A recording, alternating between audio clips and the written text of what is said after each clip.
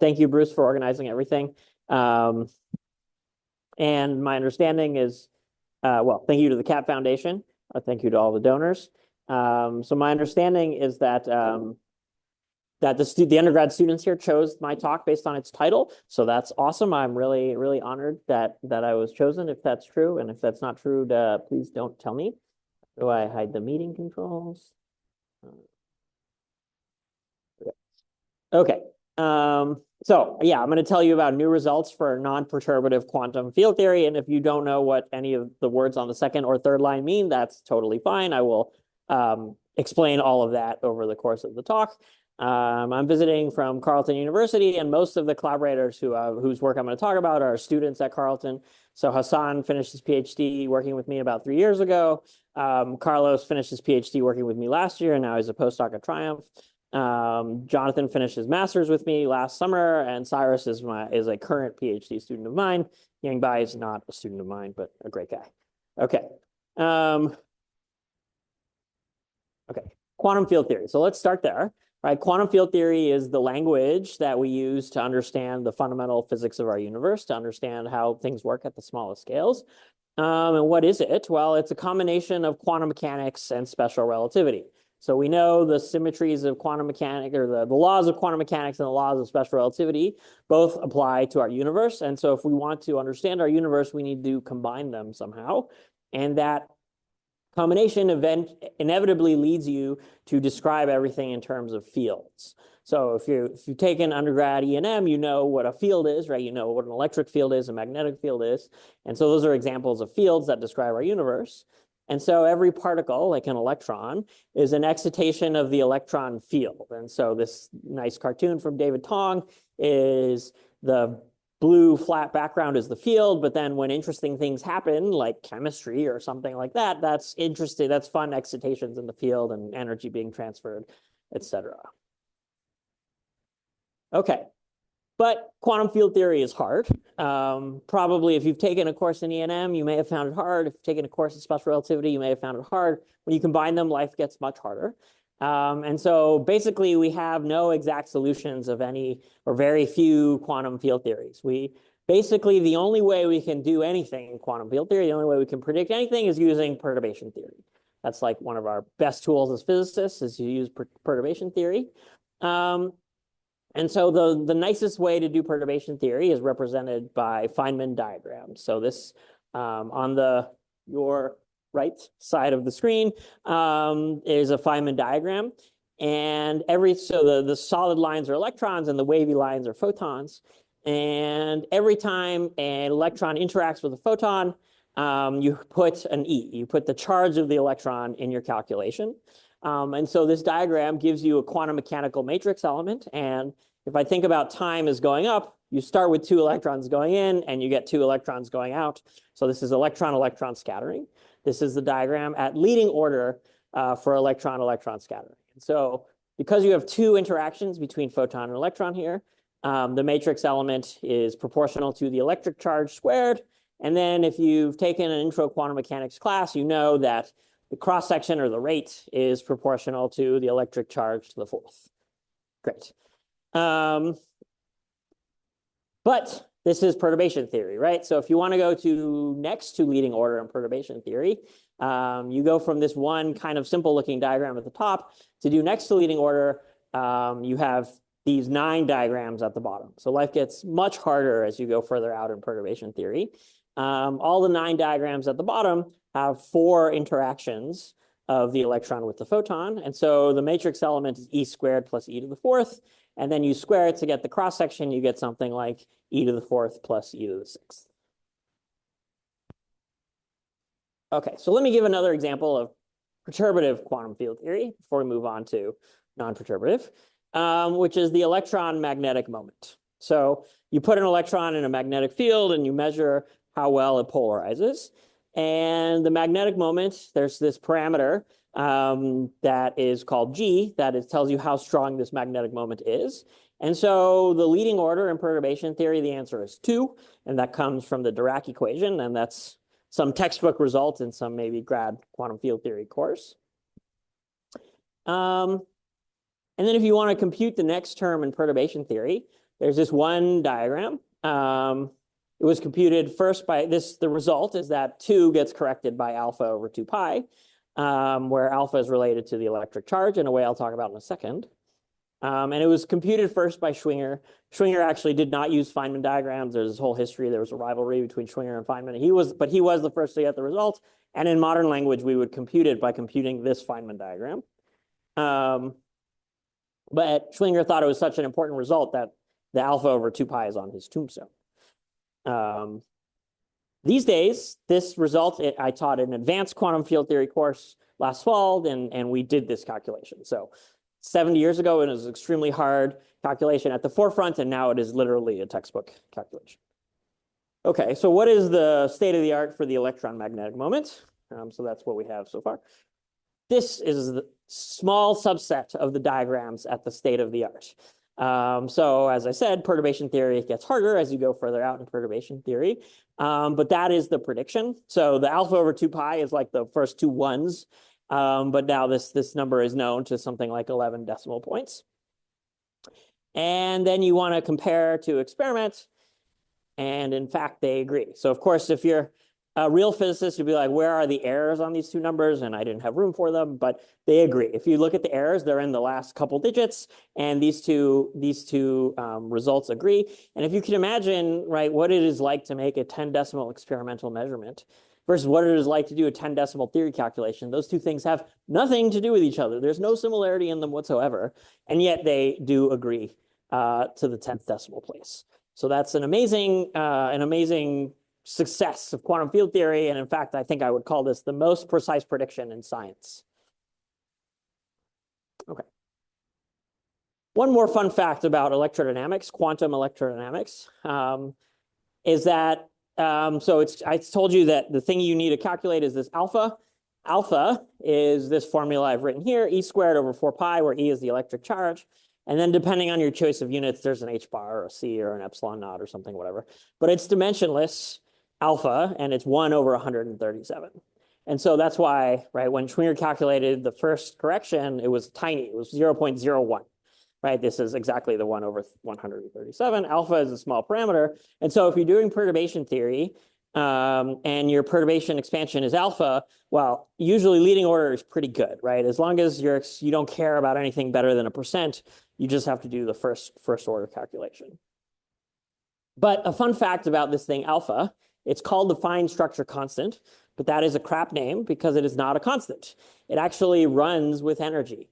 What energy you measure it at tells you there will be different values that you'll get when you measure it at different energies. And it's sort of governed by this differential equation. It's just that alpha changes with E in terms of this differential equation. And this has been measured by experiment. So if you measure how strong electromagnetism is at higher energies, it gets stronger than if you measure it at lower energies, but the effect is pretty small. Okay, so my title said non-perturbative QFT. So now you know what quantum field theory is, you know what perturbative quantum field theory is, but what do we mean by non-perturbative, right? So this thing alpha, when we talk about quantum electrodynamics, alpha is 137, very small number. But there are some theories where that number is not 1 over 137, but it's 1, right? And so you do a series expansion, but the first term is the same as the second term, is the same as the third term, and there's an infinite number of terms. Well, okay, that perturbation expansion is useless, right?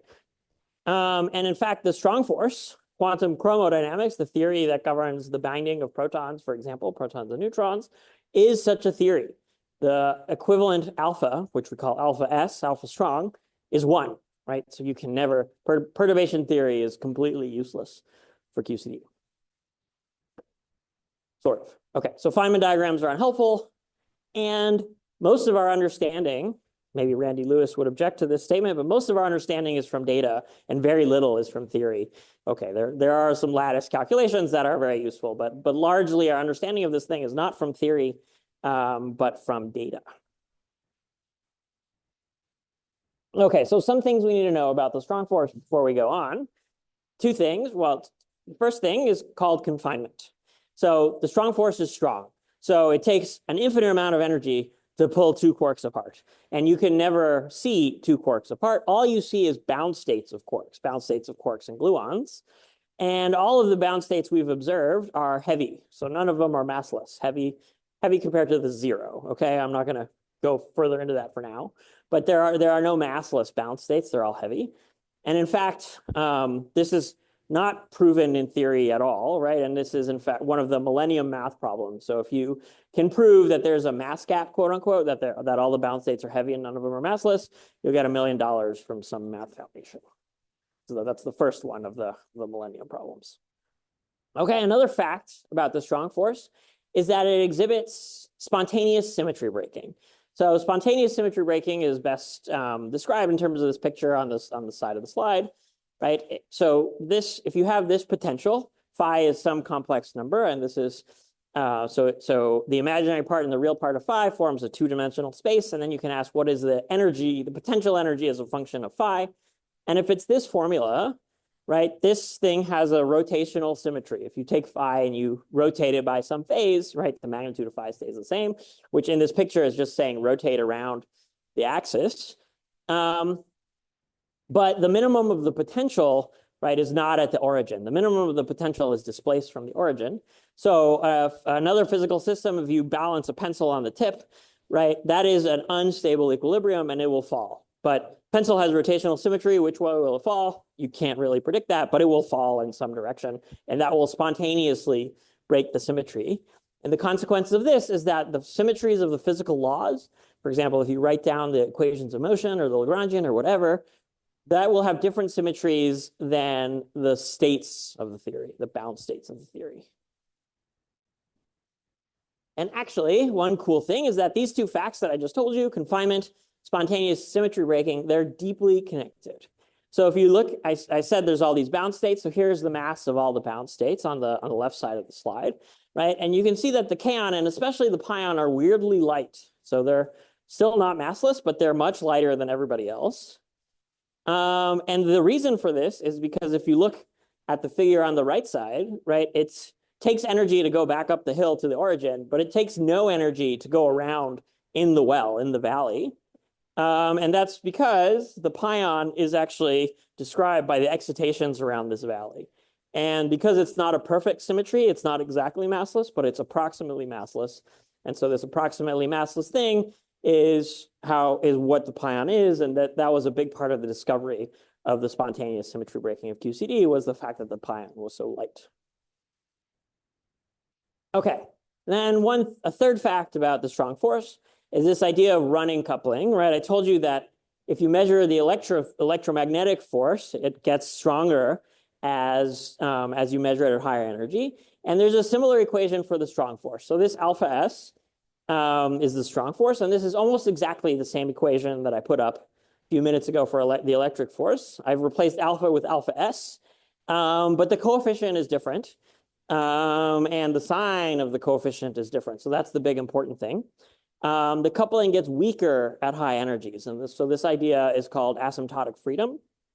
And so even though I said you can't do anything with QCD because this alpha is strong, is 1, there's no perturbation theory, that's a statement at a scale. At high scale, that's no longer true. If you go to very high energy, then alpha gets very, very small, and then perturbation theory works great again. So we can understand QCD at very high energy, and if you do very high energy experiments, you can predict that using perturbation theory. We just can't understand QCD at low energy being the mass of all the bound states. And so this result is due to Politzer, Gross, and Wilczek. Politzer and Wilczek were both graduate students at the time. I believe it was both of their first papers was this very important result. It was later verified in data, right? So there's tons of data that this is true, that the alpha S gets weaker as you measure it at higher energy. So there's 3 orders of magnitude in energy in this plot and many, many measurements. And so Politzer, Gross, and Wilczek got to go on a trip to Stockholm to collect their Nobel Prize. And this poster is on the 2nd floor of the physics building. Took this picture today. So you made this. So you can see this is basically the same plot that I showed before over here, the same minus sign. And so this is their Nobel Prize result for their early graduate work. Okay, so let's talk about supersymmetry.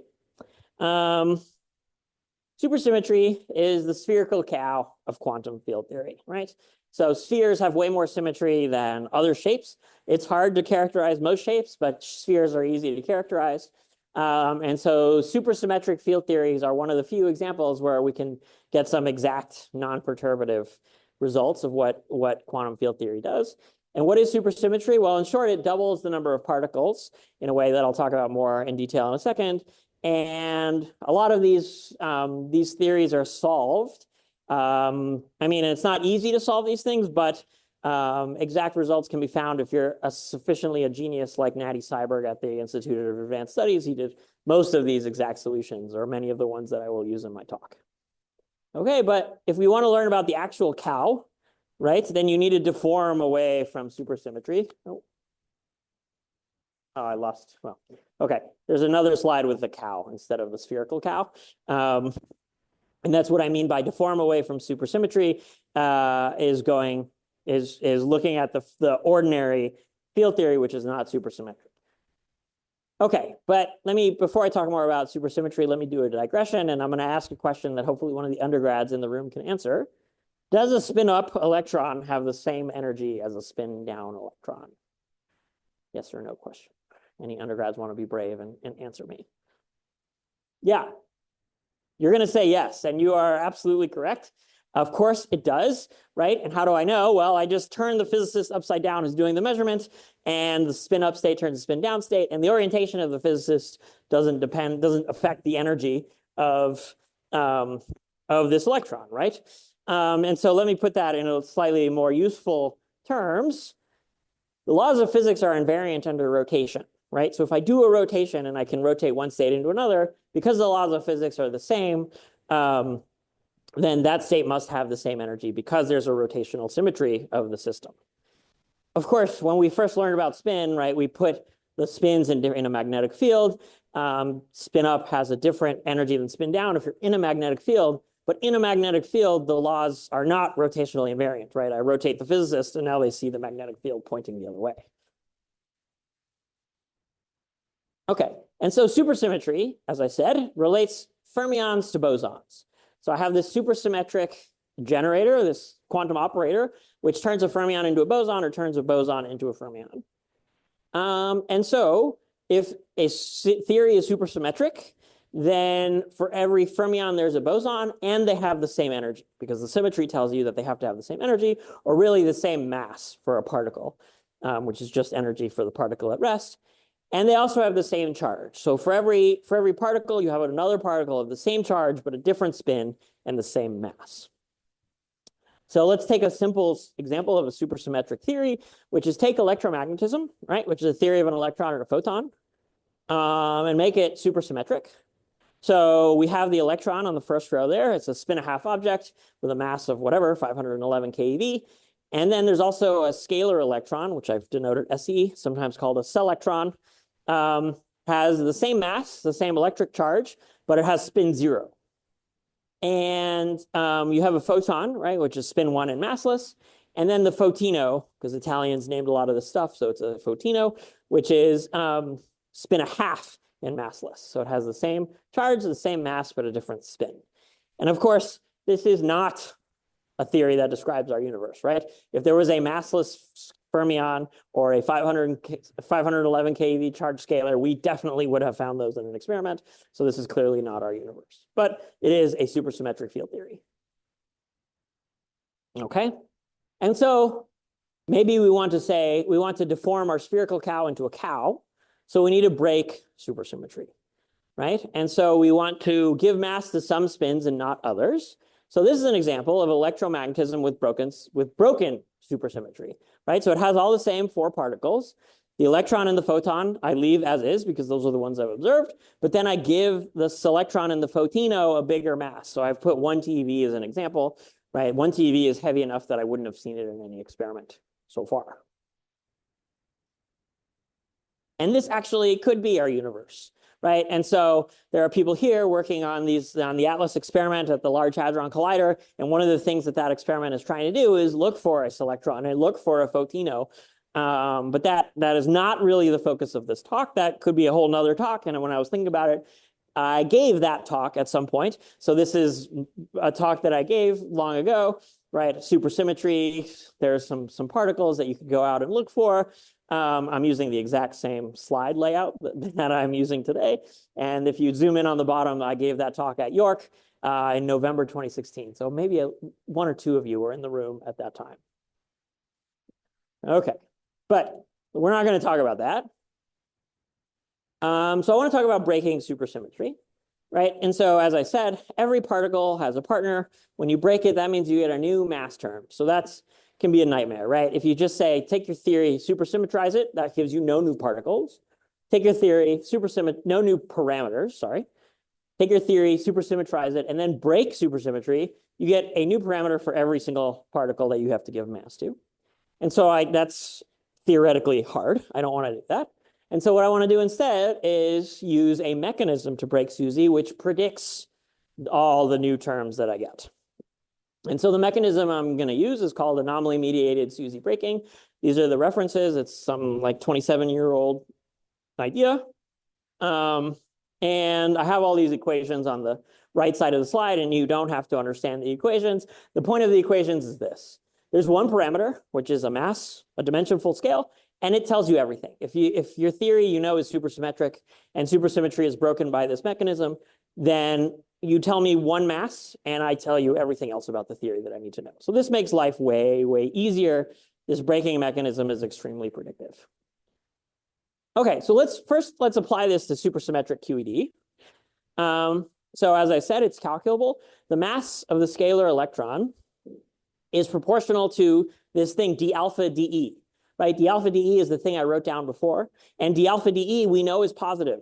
If I measure the electromagnetic the force of electromagnetism, it increases with energy. So d alpha dE is positive, which means that the mass is negative. So what does negative mass mean? Well, the fancy word is tachyonic, but okay, it just means that the potential for the mass is this wine bottle picture here at the bottom and on the right, and the origin is unstable, right?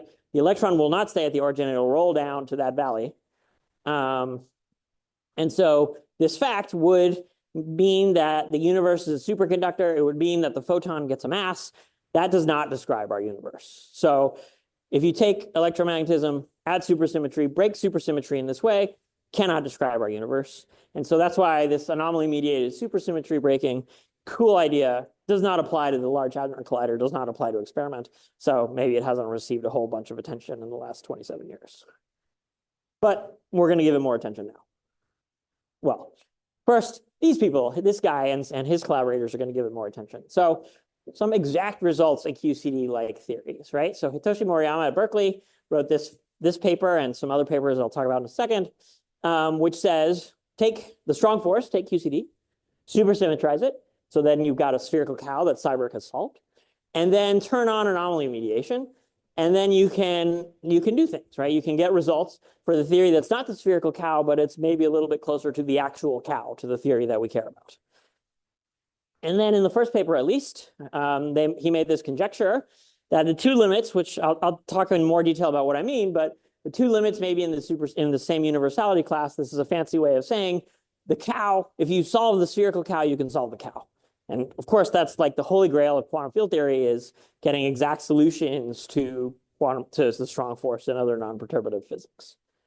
Okay, and then so Hitoshi wrote the first paper, and then he and his collaborators wrote many, many, many, many more papers, which are all consistent with this idea that you can extrapolate from the spherical cow to the cow and still get the right answer. So let me explain what I mean. So this theory has two dimension full parameters. The first is the parameter for the strong force, right, which is the mass of the proton, the mass of all these bound states. And the second is this massive parameter that tells you about how broken SUSY is, how much you're breaking supersymmetry. So the ratio of these two dimension full parameters is the only thing that controls this theory. If you go to 0, right, that means you have no supersymmetry breaking.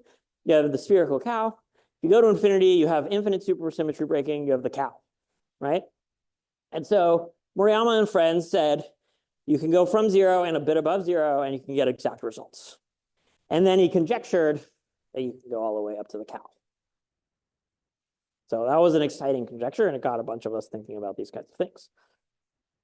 Okay, so, if you're an experimentalist, you want to know about actual QCD. If you're a theorist, you want to know about something that's kind of close to QCD, but something that you can solve. And so I'm going to deform QCD a bit, right? So QCD is strong force, is a theory of 3 colors and 3 light flavors or 6 total flavors. So the flavors are up, down, charm, strange, bottom, top. The quarks, charm, top, bottom are heavy. The others, up, down, strange, are light. So that's the theory of the actual strong force that we see in nature. But for me, I want to promote this parameter, the number of colors, and this other parameter, the number of flavors, to variables. And then I go read the spherical cow literature, the supersymmetric literature, and I find that if NF equals NC plus 1, that's awesome. And Susie is extremely helpful there. So I'm going to focus on NF equals NC plus 1.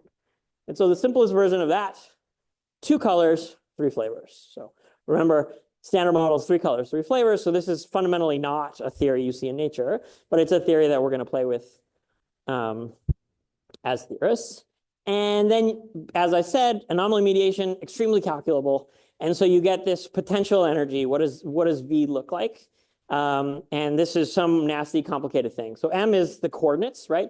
Just like in my wine bottle potential, I called it phi. Now I'm calling it M, right? And so this is some quartic potential. And I have 2 parameters, kappa and M3 halves. But for any value of kappa and M3 halves, this potential looks like this picture here on the right. The minimum is at the origin. And it costs more energy to go away from the origin. So this is different, qualitatively different than this wine bottle potential with spontaneous symmetry breaking. The spherical cow symmetry, or the theory that's close to the spherical cow but not quite, does not have spontaneous symmetry breaking. While the theory without the cow theory, the theory with infinite SUSY breaking, does have spontaneous symmetry breaking. There's some kind of phase transition as you vary M from 0 to infinity. These theories are qualitatively different. They have to be. So we've proven this. So it was first sort of given some evidence in my student Hassan's PhD thesis, and then these 2 papers, one by Moriyama and his collaborators, and one by me and my student Carlos, were able to prove this conclusively. Okay, so that's supersymmetry. I'm going to talk about another tool, the second tool that we used to think about non-perturbative quantum field theories. And this is a tool called 't Hooft anomaly matching. 't Hooft, smart guy, came up with this in 1980. And I would call this the most robust tool to analyze the strong interactions. And how does this work? Well, this works for theories where at very high energy, you have a perturbative or a weakly coupled description, right? So QCD is a theory like this. Almost all quantum field theories that have strong dynamics, you can go to high energy and they will be weakly coupled. You can describe them with perturbation theory. You can understand them. Not all, but most, okay? And then you run down, you think about lower and lower energies. Something crazy happens. You get this strong interaction. Perturbation theory is out the window and you can't describe anything. That's the strong dynamics. And then at lower energy, right? So in the case of QCD, energy is small compared to the proton mass. There's another theory, right? It's not a theory of quarks and gluons. It's a theory of pions and protons. And this idea of 't Hooft anomaly matching is you get a consistency condition for the low energy spectrum. So it doesn't tell you what the low energy spectrum is, but it tells you what it cannot be, right? Which is a very strong thing, right? It's a non-perturbative, fully understandable thing that tells you what the low energy theory cannot be. And okay, we have a bit of a terminology problem, right? I've used anomaly mediated SUSY breaking, and now I've used 't Hooft anomaly matching. They come from the same quantum field theoretic concept of an anomaly, but they're totally different things. So, okay, don't get confused. I'll try to use the name 't Hooft when I'm talking about this thing. Okay, so I want to use 't Hooft anomaly matching and then later supersymmetry to understand another theory. And this theory is the simplest grand unified theory of the standard model, right? So you may have heard the standard model has 3 forces: electromagnetic, strong, and weak. And if you, as I said, they change with strength as you evolve them. And at high energy, it seems that all 3 of them sort of come together. And so this was observed by Georgi and Glashow in the 70s, and it's an awesome idea, which is that at very high energies, there's only one force. There's a single line at the top, there's a blue line, and then something happens at some energy like 10 to the 16 GeV, and the 3 forces split apart. One gets very strong, the other 2 stay weak, and those are the forces of the standard model. Okay, but what if we don't break it, right? What if we have the one line, we keep it as the one line, we don't do whatever magic turns the one line into 3 lines, and we just let it evolve down to low energy. So I compute this object, this d alpha dE, I get this negative sign, which means it's weak at high energy and strong at low energy. And so this theory, this grand unified theory, the Georgi-Glashow theory, gets strong just like the strong force does. So it's another theory that we can maybe analyze. And so now we want to use 't Hooft anomaly matching. So as I said, at high energies, this theory is understandable. I do this calculation of these anomalies, and you don't have to know what this means, but it's a calculation that you can do, and you get some numbers like 10 or 5 or minus 375 or whatever. And then you use this to guess what is the low energy theory, right? What is the theory of bound states, and what is the spectrum of those theories of bound states? And this gives a consistency condition, which is basically you have to solve a bunch of linear equations over integers. Not terribly hard, although something physicists don't typically learn in their courses. You have to go ask a mathematician or look it up or find a computer program that does it, whatever. And so we did that, we solved it. But there are infinitely many solutions, but they are very, very complicated. So here is one of the simplest examples of the solutions to this. And so you don't have to understand most of the columns, just the left column of these two tables. So A and F are what we call the quarks. And just like in the standard model, right, the proton is a bound state of up quark, down quark. The protons or the baryons of this theory are these bound states. So the first one is 1A and 2F bars. And then there's, this one, which is 5 Fs bound together, this kind of thing. But it's kind of complicated, right? In the standard model, we have a proton and a neutron and pions, and that's about it. Here we have a bunch of these massless baryons. So that seems weird, is the most I can say for now. Here's a maybe simpler example, right? There's only 4 states. So maybe that is more plausible, right? It could be the right solution. But let's do a simple exercise in quantum mechanics here. So let's stare at this F to the 5th state. So, right, F is a quark. It's a spin 1/2 object. So a bound state of 5 quarks has to have a fully antisymmetric wave function. This is simple Fermi statistics, right? Something you'd learn in 4th year quantum mechanics. But the color part of the wave function has to be antisymmetric. The flavor part of the wave function has to be antisymmetric. That's what sort of these numbers in the table imply. And so for 5 fermions, the full wave function has to be fully antisymmetric. The color and the flavor bit are symmetric when you combine them. And so the spin has to be fully antisymmetric, but you can't take 5 spin-1/2 objects and make them all fully antisymmetric. It is impossible to build this F to the 5th thing using just simple arguments from quantum mechanics. Of course, there's a way out, which is that you add another quantum number, which is orbital angular momentum, right? But usually these are the massless baryons, and usually if you add orbital angular momentum, it adds more energy. Or things with L equals 1, 2, 3, whatever, have more energy than things with L equals 0. And so we don't expect this thing to be a massless fermion either. Okay, so what happens? What happens to this Georgi-Glashow theory that we played with? So if we were able to prove that there are no solutions to this anomaly matching condition, then it must exhibit spontaneous symmetry breaking. What we instead proved is that there are only ugly and complicated solutions to this 't Hooft anomaly matching. And so I would say that probably means that it exhibits spontaneous symmetry breaking. Okay, there's more evidence in our paper for why we think it exhibits spontaneously symmetry breaking, but we don't have a proof. We just think that it does. Okay. And if you're familiar with these Lie groups, this is the breaking pattern. So SU3 cross SU3 is also the symmetry group of QCD, and it breaks in ordinary QCD, it breaks to SU3, but here it breaks to SO3. So it's a little bit different, which is kind of cool.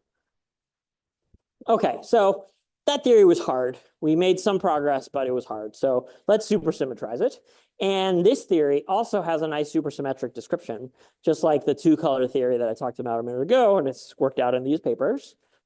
And so you can compute the scalar potential. Okay, and this looks like a horrible equation, but the trick is to stare at it. So in the first line, you have a perfect square plus a perfect square plus a perfect square. So if your potential is just a bunch of perfect squares, right, the minimum has to be at the origin. There can be no symmetry breaking if the coefficients are positive.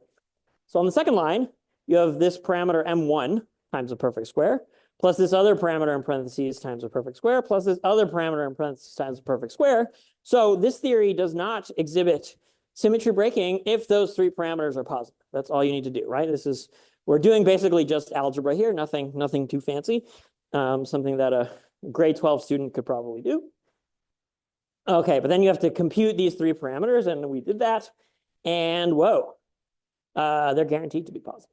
So even though we don't know all these parameters, psi and lambda, et cetera, we did this whole calculation, and we guaranteed that this theory does not have spontaneous symmetry breaking.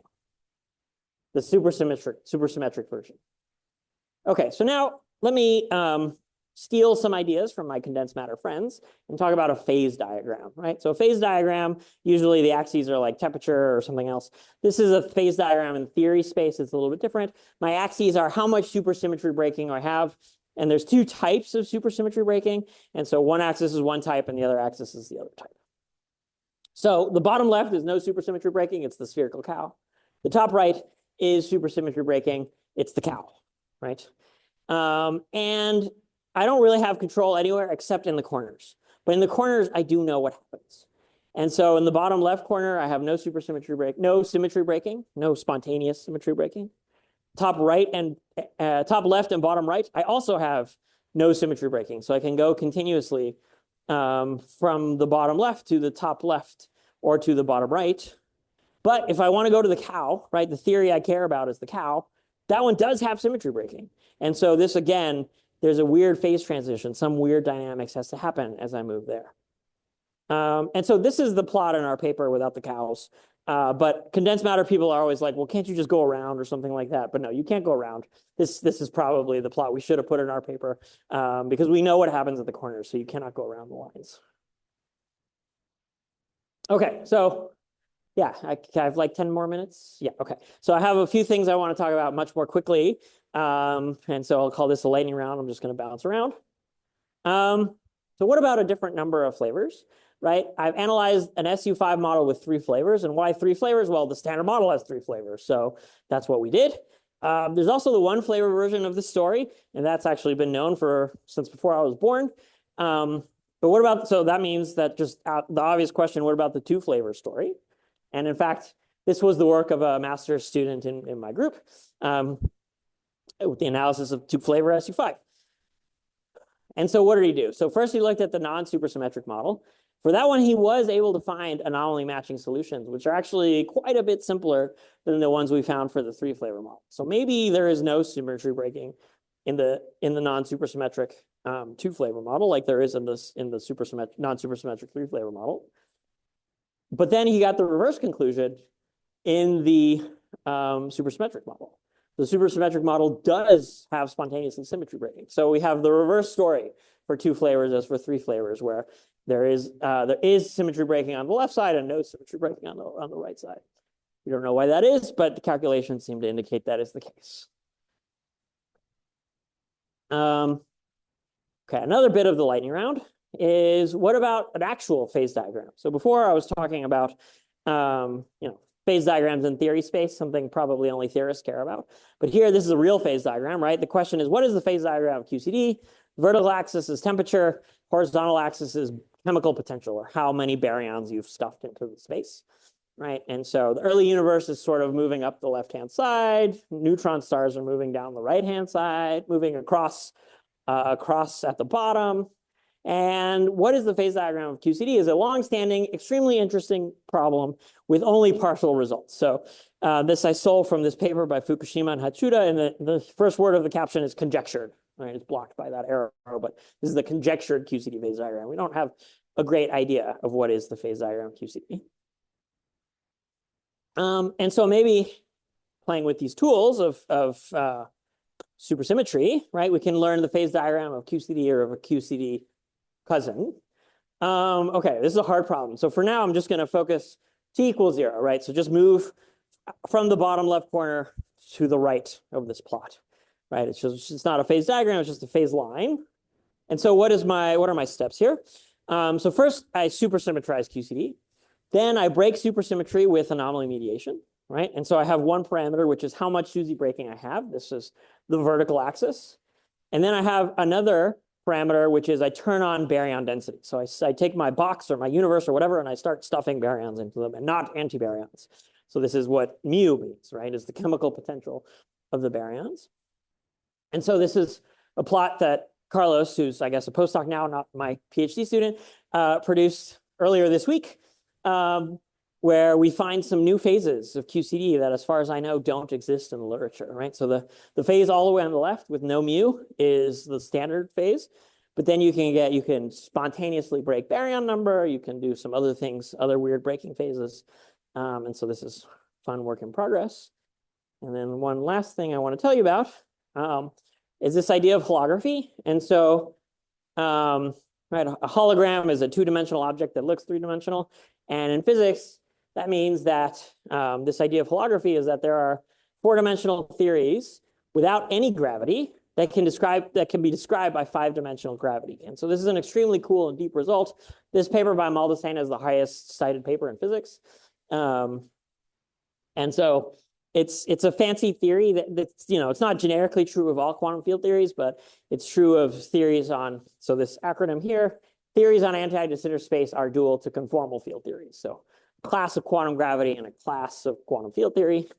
But it's a cool idea because you can do calculations without any gravity and you learn something about quantum gravity. And these CFTs, if you have theories with supersymmetry or theories with a lot of supersymmetry, they are CFTs. And so then you can figure out what is the quantum gravitational dual of those theories. And now, since we have a nice way to very under control break supersymmetry, we can ask what is the gravitational dual of these anomaly mediated stories.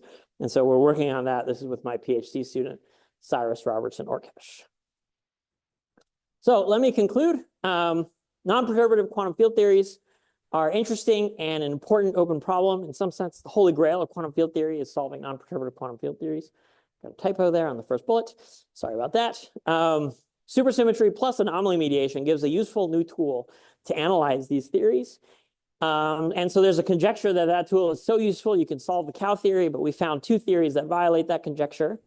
And we have various ongoing directions of this research. So thank you. Happy to take questions.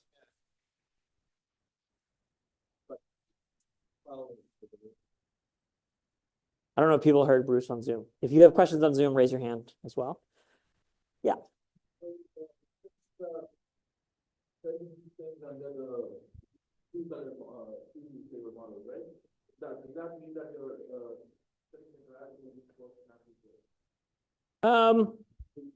Yeah, so is the two color model the same as studying interactions between quarks and antiquarks? And the short answer is no. So in ordinary strong force, right, there's three colors, which means every quark comes in red, green, and blue. Those are random labels. It's really just some fancy math. But then there's also antiquarks, which come in anti-red, anti-green, anti-blue. And so talking about a two-color theory is a different theory where the quarks come in only red and blue, let's say, but there's still also anti-red and anti-blue. It does not in any way describe our universe. Most of what I've said in this talk does not in any way describe our universe, but that's the goal, right? Is that, these things are hard. We're trying to solve a really hard problem, and so we're starting with an easier one that is not our universe, and the goal is to get to one that can describe our universe. Yeah, that's right. So the question is, QFT relies on perturbation theory with perturbations being small. Are there any branches that rely on large perturbation? And I guess Randy Lewis is probably the expert on that one, right? So there are ways that you can do quantum field theory calculations on a computer where it's not perturbative. You're just simulating the whole thing on the computer. So that's the big way, the most established way to think about non-perturbative QFT. But then all these fun tools that I've played with, Toft anomaly matching and supersymmetry, those you can also potentially do for when the alpha is large. Yeah, how do you get from my theory to QCD? And that's, you take the QCD, there's this breaking parameter M. Let me put the slide up on the screen.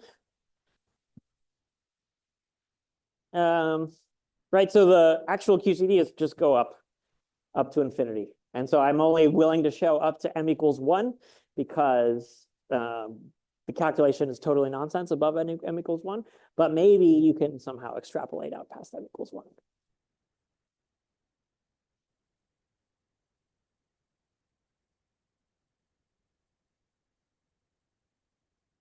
That's the goal. I don't have a, can I extrapolate this thing to QCD and count phases?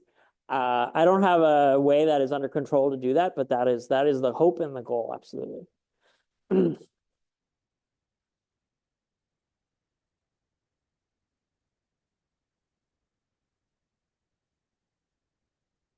The horizontal parameter. Oh, the vertical one is yeah, sure. The vertical one is how much you're breaking supersymmetry. So let me go back to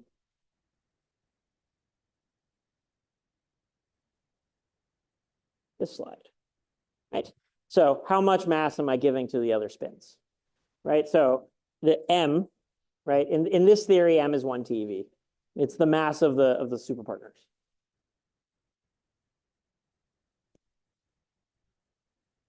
That's right.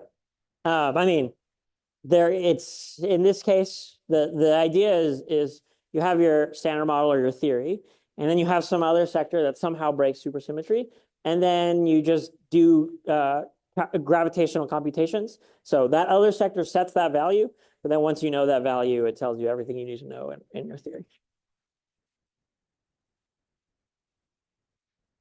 If it's 1 TeV, we would not.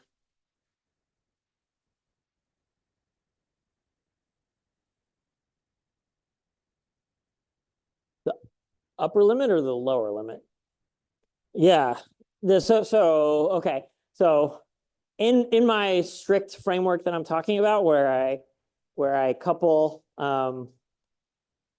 where I break supersymmetry using this method, it is completely excluded for any value. Because I give a mass to the photon, and we know full well the photon does not have a mass.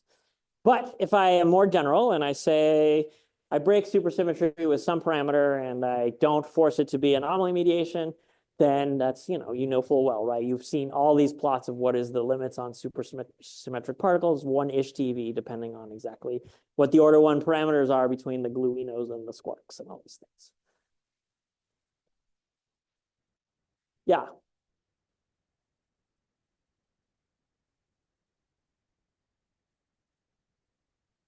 Yeah. There's a couple of slides like that. I love my cow. This one? Yes. That's right.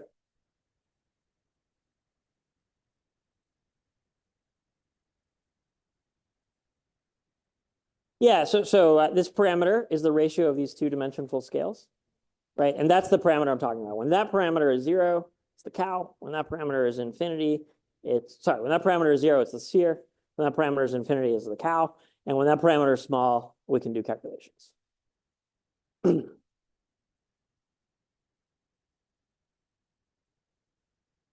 you to everyone who came on Zoom. Is there anything in the chat or just